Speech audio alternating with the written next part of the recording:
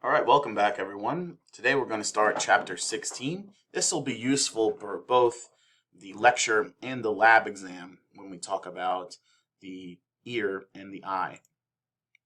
So, we're going to talk about sensory receptors today, but the fundamental purpose for all of the receptors in your body is transduction. And transduction is the conversion of one form of energy to another. So things like light, sound, heat, touch, or vibration can get transduced into a nerve signal. And interestingly enough, not all of the sensory signals that your receptors pick up will actually go to your brain. Now, if they do, they're called sensations and you sense them, but most of the sensory signals will actually get filtered out in the brainstem so that we don't go crazy with a million unimportant sensations. Now, sensory receptors, they transmit four kinds of information: modality, location, intensity, and duration. Modality refers to what kind of stimulus it is. Location is, exactly where it is. In some areas, it's more precise, like in your fingertips. In others, it's not so precise, like on your back. If you put two fingers on someone's back at the same time, they might only think you put one. Intensity is just as it sounds, how intense it is. Is the sound loud? Is the light dim? Is the pain a 10 on the scale of 1 to 10? And then duration is just how long the stimulus lasts. And all receptors are able to adapt to stimuli if the stimulus is prolonged. And if that happens, what happens is the firing of the neuron just gets slower and slower. And over time, we become less aware of the stimulus. An example of that is adapting to the hot water in the shower. That's an example. So, over time, when you first get in, the water is super hot, but over time, you just kind of get used to it. And so the receptors are thus classified by how quickly they adapt, and that's the first stuff I have on the slide here. Phasic receptors, they generate a burst of action potentials when first stimulated, but then they quickly adapt and stop firing. And these are found in the sense of smell, hair movement, and cutaneous pressure and vibration. And this is why, you might smell a gas leak when it begins, but if you don't find it quickly enough, you might never find it. It's how people can also kind of get used to odd odors. Tonic receptors adapt more slowly and generate signals more steadily. So these are things like proprioceptors and pain receptors. And this is kind of good that they don't adapt very fast, because we need to always know where the pain is and also where we are in the environment. So, first of all, a sensory receptor is any structure, of course, that is specialized to detect a stimulus. Some receptors could be as simple as bare nerve endings, like the ones that we have for heat and pain, but others are very complex sense organs. Of course, a sense organ is any structure that combines nervous tissue with other tissues that can enhance the response to a stimulus. The receptors themselves can be classified by various overlapping systems. So their modality: chemoreceptors detect chemicals, photoreceptors detect light, thermoreceptors detect temperature, and mechanoreceptors detect physical pressure at the cell membrane. And then nociceptors detect any intense stimulus or cell damage and signal pain. Okay, the general versus the special senses. So the general senses are your somatosensory senses. They employ the widely distributed receptors in the skin, the muscles, the tendons, the joints, and the viscera. This is things like touch, pressure, stretch, heat, cold, and pain, as well as those we can't consciously perceive, like blood pressure. The special senses are the ones that are limited to the head and are innervated by the cranial nerves and employ relatively complex sense organs. This is, of course, vision, hearing, equilibrium, taste, and smell. So let's talk about the eye first. And the eyes all have about 70% of all of the sensory receptors. And a few definitions here. Vision, or sight, is the perception of objects in the environment by the means of the light that those objects reflect. Light, of course, is the visible part of the electromagnetic spectrum, of electromagnetic radiation on the electromagnetic spectrum. UV radiation is just below the visible spectrum, and infrared radiation is just above the visible spectrum. So let's talk about the anatomy of the eye. And first, we'll talk about the external anatomy around the orbital region. And the eyeball, of course, occupies that bony socket in the skull called the orbit. And this general area of the face has a whole bunch of different structures that help protect and aid the eye. But the only one that I want you to know is the conjunctiva. And the conjunctiva is a transparent mucous membrane that covers the inner surface of the eyelid and the anterior surface of the eyeball, except for the cornea. And it secretes this thin mucus film that prevents the eyeball from drying out. The conjunctiva is also highly vascular, and when the vessels dilate, it's basically is what makes your eyes said to be bloodshot. Okay, and when you can see all of the veins in the eyes and things like that. Now we'll talk about internal anatomy, and the eyeball, of course, is a sphere about 24 millimeters in diameter, and it has three principal components. The first are three layers or tunics that form the wall. The second are the optical components that admit and focus light. And three is the neural components, which are the retina and the optic nerve. The retina is actually not only part of the neural components, but it's also part of the inner tunic. And the cornea is part of the outer tunic, but it's also one of the optical components. So we'll define all of these today. Okay, so here's a good slide to come back to, maybe take a screenshot as we move along to remind you where these things are in the body. A note for your objectives list, by the way, the anterior segment and the posterior segment are not the same as anterior and posterior chambers. The anterior segment is the segment from the cornea to the lens. And that can be subdivided into the anterior chamber, which is the cornea to the iris, and the posterior chamber, the iris to the lens. The posterior segment is from the back of the lens to the retina, and it's filled with vitreous humor. So that's something to keep in mind, and this can really be helpful for looking at as we go on and define these terms. So the three tunics of the eyeballs are as follows. We'll start with the outer fibrous layer, and whenever I say layer, you can also use the word tunic. And this is divided into two regions, the sclera and the cornea. The sclera is what you think of as the whites of the eye, and it covers most of the eye surface. It serves as a tough, fibrous protective cover for the eye and also provides attachment surface for the extrinsic muscles that move the eye. The cornea is the anterior, transparent region of modified sclera that allows light into the eye. Light gets refracted or bent when passing that cornea.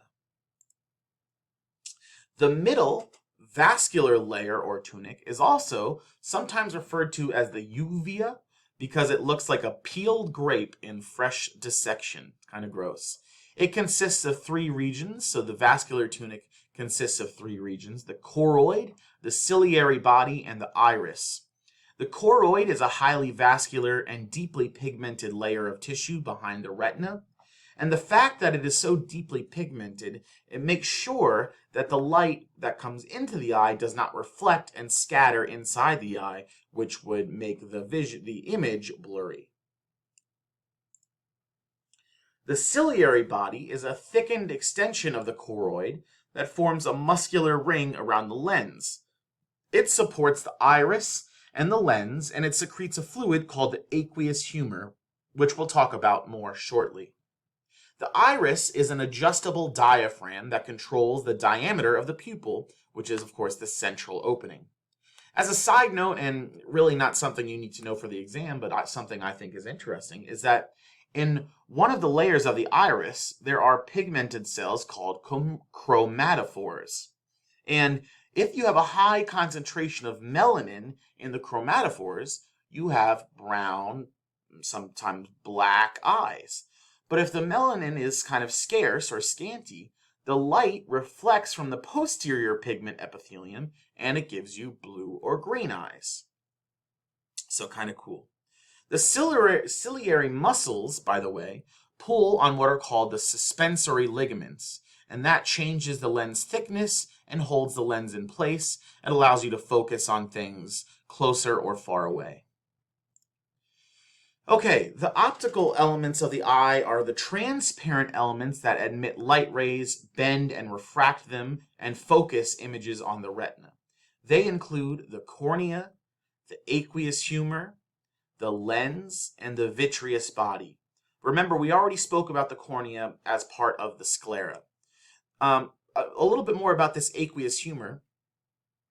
The aqueous humor is a serous fluid secreted by the ciliary body into a space called the posterior chamber between the iris and the lens. It flows through the pupil into the anterior chamber between the iris and the cornea. It supplies nutrients and oxygen from the ciliary body to the cornea, lens, and retina. And it carries away waste from the cornea and lens and delivers it to the canal of Schlemm, which is a circular canal that you'll find in the posterior part of the corneoscleral junction. The function of Schlemm's canal is to collect the aqueous humor from the anterior chamber of the eyeball and deliver it to the veins of the eyeball. The vitreous humor, or sometimes called the vitreous body, is a transparent jelly, basically, that fills a space called the posterior segment, or sometimes called the vitreous chamber, which you find behind the lens.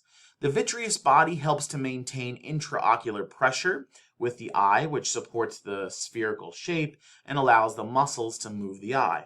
It also keeps the retina smoothly pressed against the wall of the eye, and that's important for focusing images on it. The lens is composed of these flattened, tightly compressed transparent cells called lens fibers. The lens itself is supported by a ring of fibers called the suspensory ligaments, which are, of course, attached to the ciliary body. You can see them right here. Okay, now we'll talk about the sensory tunic, which is basically just the retina. The retina is actually an extension of the brain. And so the neural components of the eye are the retina and the optic nerve. The retina is formed embryonically from neural tissue, and it is actually connected to the brain proper by the optic nerve. A note for the lab exam: if the question says to ID structure, the answer is retina. If it asks to ID the layer or the tunic, the answer is sensory. The retina is just this thin, transparent membrane attached to the rest of the eye at 2 points, only one of which you are responsible for, which is, of course, the optic nerve. The optic disc is where the optic nerve leaves the eye on the back of the eye, and you'll see that on models. Directly posterior to the center of the lens is a patch of cells that you see here called the macula lutea. And in the center of the macula is a tiny pit called the fovea centralis. And the fovea centralis is what produces the most finely detailed images. Again, the optic disc is part of the retina where the optic nerve leaves the eye and heads to the brain. And because there are no receptors at the site of the optic disc, this location is also called the blind spot. The blind spot is a small portion of the visual field on each eye that corresponds to the position of the optic disc or the optic nerve head within the retina. There's no photoreceptors here, which are the rods or cones, which we'll talk about at the end of this lecture. And so therefore, there's no image detection in this area, hence the name blind spot. And you can test this yourself if you close your right eye and hold up your left thumb and place your left thumb next to the right thumb. And you keep looking at the right thumb and slowly move your left thumb to the left. Eventually, you won't see the left thumb anymore and you will find the left eye's blind spot. Okay, now let's talk about how we form an image. But before we dive in, let's remind ourselves of the structures that the light has to pass through in order to become an image we can process and understand. The first thing is the cornea. Once it passes the cornea, it enters the aqueous humor in the anterior chamber of the anterior segment. Then it passes through the pupil of the iris. Then it passes through the aqueous humor in the posterior chamber of the anterior segment. Then it passes the lens and enters the vitreous humor of the posterior segment. And then it finally hits the fovea centralis of the macula lutea. So that is very important for lab, and just a good idea to remind ourselves how this structure works. Okay, now this is more based on lecture. So on the right, you can see an actual image, well, an artist's rendition of the histological components of the retina. And that the most posterior part is the pigmented layer. You can think of it like the black inside the film of a camera, where the function is to just absorb as much stray light as possible so it doesn't reflect back through the retina and degrade the image. The neural layer of the retina consists of three principal cell layers from the rear of the eye forward. These layers are composed of photoreceptor cells, bipolar cells, and ganglion cells. But for the purpose of this class, we're only going to expect you to know the photoreceptor cells. Photoreceptor cells absorb light and generate a chemical or electrical signal. There are three kinds: rods, cones, and certain ganglion cells, but we're only going to need to focus on the rods and the cones for the scope of this course. Only rods and cones produce the visual images, and you have about 130 million rods and 6.5 million cones alone in each retina. Okay, let's take a look at the rods. And so when you take a look at the image of the rod on the right, you'll notice that the outer segment sort of looks like a roll of coins stacked up. Each of those quote-unquote coins is densely studded with a very globular protein, and that is the visual pigment rhodopsin. It's the visual pigment of the rod cells, and rod cells are responsible for scotopic vision, which is also sometimes called night vision, and it just produces the images that are only in shades of gray or monochromatic vision. This is the vision of the eye under low light levels, quite literally like night vision. And so let's take a look. Here is an example where on the top is a human eyesight at night versus a cat's eyesight at night. And it's interesting to think about because cats' eyes have 6 to 8 times more rod cells, which are much more sensitive to low light conditions than humans. Their extra rod cells allow cats to sense motion in the dark much better than humans can. So just kind of interesting, this is what would happen if we had more rods. The cones is similar to a rod, but it's shorter, and the outer segment tapers to a point that kind of looks like a cone. Their visual pigment is called photopsin.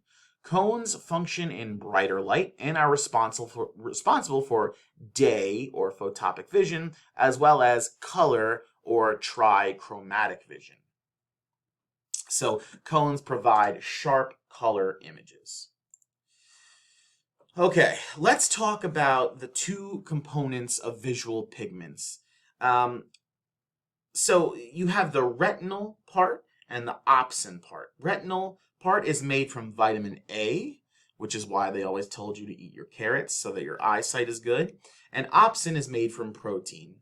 If you have opsin plus retinal, you have rhodopsin, and that absorbs light through the entire visible light spectrum, and it's most sensitive to green, and it functions only in the dark, dim light and in peripheral vision. Light causes the retinol to change shape and separate from opsin, causing a nerve impulse. Retinol plus red, green, or blue opsin equals red, green, or blue visual pigments. Each opsin absorbs light only in the areas of the visible light spectrum that it's sensitive to. So you've got red cones, you've got green cones, and you've got blue cones. They function in the bright light and they provide those sharp color images. Okay, color vision, just a little bit more about that. As primates, we have well-developed color vision, but we do not have great night vision, right? But nocturnal vertebrates who only are awake during nighttime have only rods. So that's kind of interesting because they don't really need cones.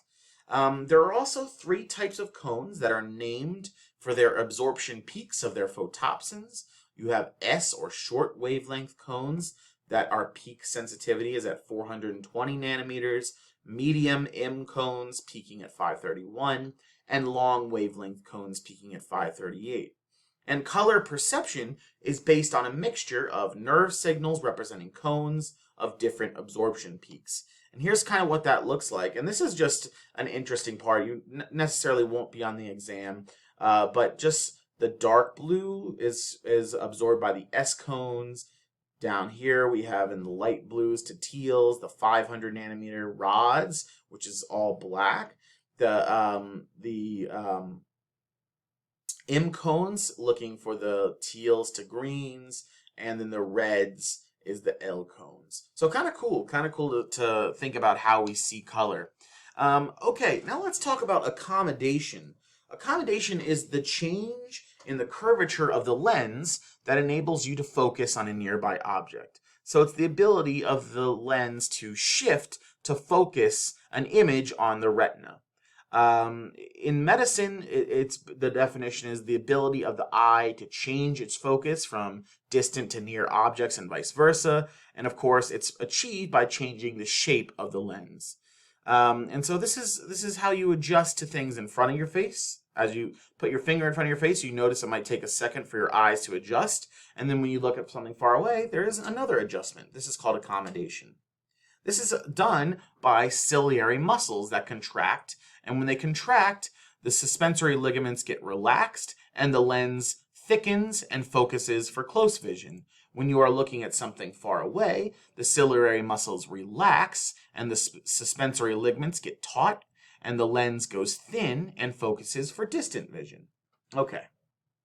Now let's talk about some diseases, basically. Emmetropia is the medical term for naturally occurring clear vision. In other words, a person with emmetropia does not have any of the refractive errors that we're going to talk about. Nearsightedness, farsightedness, or astigmatism. So let's talk about it.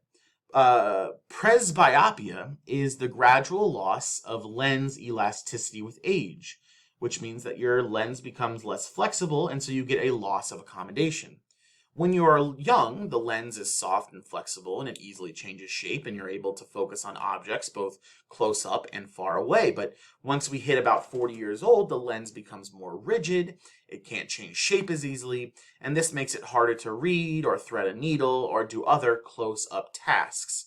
This is easily corrected with bifocal lenses or with reading glasses, but it's also why you sometimes see your parents, or maybe if you're a little bit older, you sometimes have to squint when you're looking at things real close to you, or get those bifocal lenses or reading glasses. Myopia is a condition that's caused by the eyeball being a little too long, and so it makes that distant objects are focused in front of the retina, and so the effect is that the image striking the retina is blurred. A correction for this is to make concave lenses for your eyeglasses or your contacts, or to have LASIK surgery to flatten the cornea. Hyperopia is the opposite of that. It's when the eyeball is too short and the lens becomes too thin and stiff, so that nearby objects focus behind the retina. The effect here is that the image striking the retina is, of course, blurred, and the corrections here are to have convex lenses used in your eyeglasses or contacts as well. Astigmatism is an irregular, it's caused by an irregular cornea or lens shape, and so the light will pass through thinner areas faster, and the light passes through thicker areas slower, and it causes a blurry image. The corrections are to have specially ground lenses in a cylindrical shape that will compensate for irregularity, or of course, laser surgery is an option. A cataract is a clouding of the lens, and it's caused by a whole bunch of things, just simply aging or having diabetes or smoking or getting too much intense UV radiation from sunlight. Also, this is a genetic component. A treatment here would be lens implants. So not a very easy thing to treat, unfortunately. Better to prevent than to treat. Conjunctivitis is, of course, pink eye, a very disgusting image here. It's inflammation of the conjunctiva. It can be caused by bacteria or by fungi or by a virus or actually through trauma. And this is pink eye. Glaucoma. Glaucoma is the most common cause of blindness, and it's a state of elevated intraocular pressure within the eye. And this happens when the canal of Schlemm is obstructed. So the aqueous humor doesn't get absorbed as fast as it's produced. And what happens here is your aqueous humor starts to compress the retina, the optic nerve, and the blood vessels. And this can actually cause blindness. This can be halted with drugs or with surgery, and it can be found early, but usually, unfortunately, it isn't. And when it is, and you start to get blurred vision, that loss of vision cannot be repaired. Because often it's a damage of the nerve, which obviously we cannot repair nerve tissue. Color blindness, here's an interesting one. Some individuals have a hereditary lack of one photopsin or another, and thus exhibit color blindness, which of the one that photopsin picks up. The most common is red-green color blindness, and red-green color blindness is a sex-linked recessive trait, as we learn. So it occurs more in males than females. 8% of males have it, and about only less than 1%, about 0.5% of females have it. Again, because it's sex-linked recessive. So here's how you test for that. This is a number. There are green dots that are writing out a number right within red dots. Somebody who has red-green color blindness cannot pick out the number there. Should I tell you what number it is? Well, if you don't know, then you're probably colorblind, but if you can tell, that is 74. So yeah, maybe we discovered somebody is red-green colorblind if you couldn't tell there was a 74 in there. This just brings me up to a thing that happened in pop culture. It was a couple years ago. You had a Thursday night football game between the New York Jets and the Buffalo Bills, and the teams were featuring their color rush uniforms. The color rush uniforms were all green and all red. And so for a good portion of the population that were watching Monday Night Football, they could not tell the difference between the teams because of red-green color blindness. So kind of interesting. Night blindness is impaired vision at night or in very dim light, and that's because you have rhodopsin deficiency, which affects your rods. This is caused by vitamin A deficiency, and it can be treated with vitamin A supplements. As your vitamin A levels regulate, your night vision should return to normal, so eat your carrots and take your supplements. Okay, macular degeneration is the last one we'll talk about, and then we'll talk about the ear. I know this is a long video, so you might want to take a break between the eyes and the ears. Macular degeneration, or dry macular degeneration, is a common eye disorder among people over 50. It causes blurred or reduced central vision due to a thickening of the macula. The macula is part of the retina that's responsible for the clear vision in your direct line of sight. You can take anti-angiogenic drugs, and your doctor would inject these medications right into your eye. They stop new blood vessels from forming because angiogenesis is the formation of new blood vessels. So anti-angiogenic drugs would stop that. And that will cause the wet macular degeneration to stop. Some people who take these drugs have been able to regain vision that they've lost from macular degeneration, but you'll likely need to get the treatment repeated on follow-up visits. Laser therapy is also an option. Your doctor might suggest a treatment with high-energy lasers that can sometimes destroy actively growing abnormal blood vessels from this macular degeneration. Okay, so that's all about the eye. Now let's talk about the ear. Okay, be a good place to start and then pick up when you're ready to look at the ear structures. We're going to be on this slide for a while, and I want you to pick up the words on the screen while I talk about them. The ear has three sections: the outer ear, the middle ear, and the inner ear. The first two, the outer and the middle, are only concerned with transmitting the sound or vibration to the inner ear, where the vibration can then be converted into nerve signals. The outer ear is essentially a funnel that conducts vibrations to the eardrum. Let's start with the outer ear. It begins with this fleshy part, the auricle or pinna. You can use whatever word you want. They mean the same thing. It's on the side of your head. It's essentially what you would have called the ear before you started to learn from this course. Then as you go into the ear, you come to the auditory canal, or the external acoustic meatus. That is this passageway that leads through the temporal bone of the skull to the tympanic membrane, which is, again, the eardrum, the tympanic membrane or the eardrum. The middle ear, now that we're in the middle ear, it's composed of, it's past this tympanic membrane, and it is located in the tympanic cavity of the temporal bone. Posteriorly to the tympanic cavity is continuous with what are called mastoid cells, which are air-filled spaces in the mastoid process of the temporal bone. And it's filled with air that enters by the way of the eustachian tubes, or sometimes just called the auditory tubes. The tympanic cavity also contains the 3 smallest bones in the body, and also the 2 smallest skeletal muscles of the body. But the bones are what we're interested in, and they're called the auditory ossicles, and they connect the tympanic membrane, or the eardrum, to the inner ear. Progressing inward, the bones are, the first is the malleus, the second is the incus, and the third is the stapes, which is the body's smallest bone. The base of the stapes is held by a ring-like ligament in an opening called the oval window. You can't see the oval window here because it's beneath the base here. And this is where the inner ear begins. The inner ear is composed of a maze of passages called the bony labyrinth, which is lined by fleshy tubes called the membranous labyrinth. This snail-like structure that you see right here is the cochlea. This is the organ of hearing. Just adjacent to the cochlea is the round window. The portion from the cochlea up is called the vestibular apparatus, which is then subdivided into the semicircular canals and the vestibule. The vestibule contains the organs of equilibrium.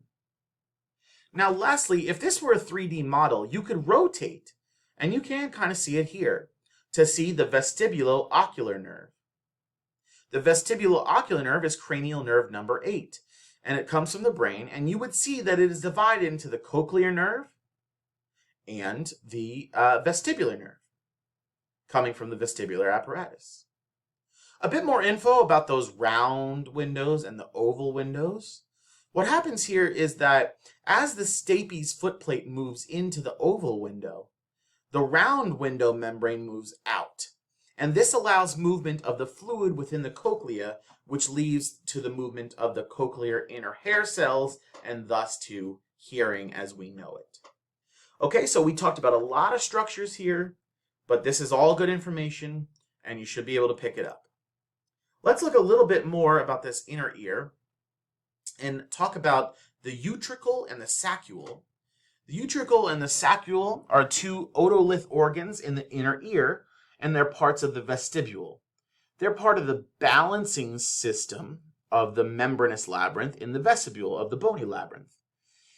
They use small stones and a viscous fluid to stimulate what are called hair cells to detect motion and orientation. The macula of the utricle is a small 2 by 3 millimeter thickening that lies horizontally on the floor of the utricle, where the epithelium of that contains these vestibular hair cells that we'll see in the next slide. That allows you to perceive changes in latitudinal acceleration as well as the effects of gravity, because it has these hair cells that are attached to crystals that, and a change in direction pulls the hair in the same direction. So here's what we look like. At rest, the hair cells are vertical and nothing is happening. So nothing is being sensed. But if you put your head forward, or due to gravitational force, or you move in some other direction, the hair cells get stimulated and you can sense this change, this equilibrium shift. Okay, a little bit more about in the semicircular canals and this crista ampullaris. The crista ampullaris is a receptor for angular equilibrium, and it responds to rotational movements. The crista ampullaris is the sensory organ of rotation. So instead of just longitudinal, now we are talking about rotation. And they are found in the ampullae of each of the semicircular canals in the inner ear, meaning that there are 3 pairs in total. The function is to sense angular acceleration and deceleration. So here we have the crista ampullaris when it's inhibited, and when it's stimulated from moving the head, you can feel the angular movement of the head. Okay. A structure in the cochlea of the inner ear which produces nerve impulses in response to sound vibrations is the organ of CORTI. Essentially, this is the organ for hearing. Different frequencies of vibration in the cochlea stimulate the different areas of the organ of CORTI so that you can hear them. The hearing sequence of events, as we talked about the seeing sequence of events, now here's the hearing sequence of events. First, it has to pass the pinna or the auricle and enter the external auditory canal, pass the eardrum or the tympanic membrane, pass the malleus, the incus, and the stapes, pass the oval window into the cochlea, stimulating the organ of CORTI, in through the round window, stimulating the cochlear branch of the vestibulo-ocular nerve, which goes then to the temporal lobe. And this is the sequence of events of hearing. By the way, equilibrium sequence of events for angular movement, we talk about the semicircular canals have the crista ampullaris, and that goes to the vestibular branch of the vestibulo-cochlear nerve and to the cerebrum to understand what's going on. And for linear movement, we go to the vestibule and the macula of the vestibule, and that then goes to the vestibular branch of the vestibulo-cochlear nerve and then to the cerebrum. Okay, guys, longer video there, but we are done with chapter 16, and I'll see you in the next one.